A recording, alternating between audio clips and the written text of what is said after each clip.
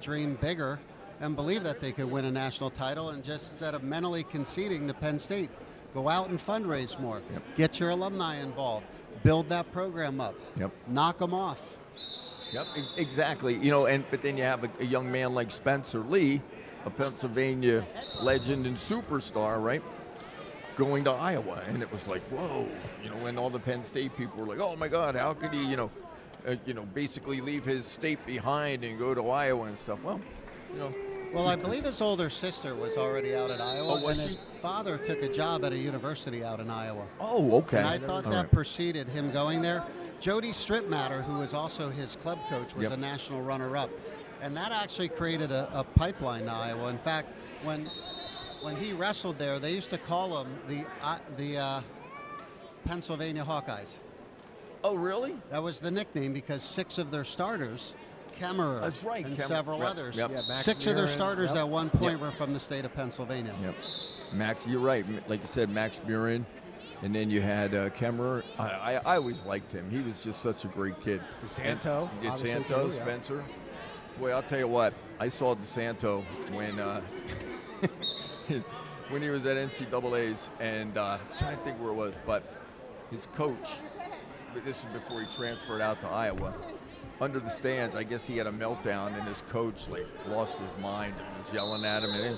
And it was good to see DeSanto then go to Iowa and kind of calm down. And the Brands brothers did a good job with him to kind of get him to rein it in and calm down, because good kid, but he just had Asperger's. They do a pretty and good stuff. job of managing their athletes once they're on campus. I thought the Brands brothers and Iowa in general got a bad rap this year.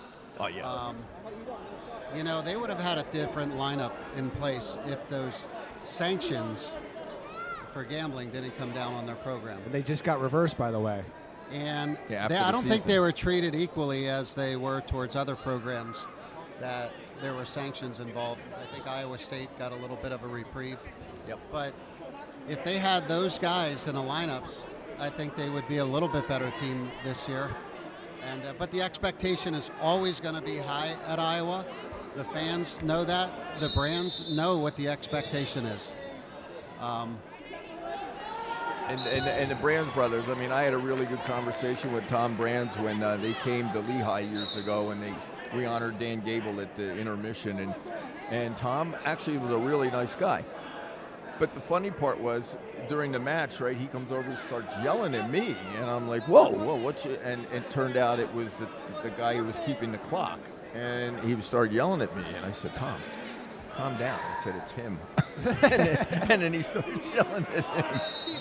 But afterwards he apologized You to could me. take them.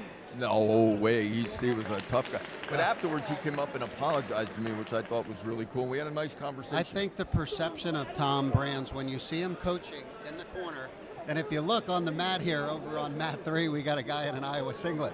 There we go, yeah. Is it a future Hawkeye, or he looks young? He doesn't even look.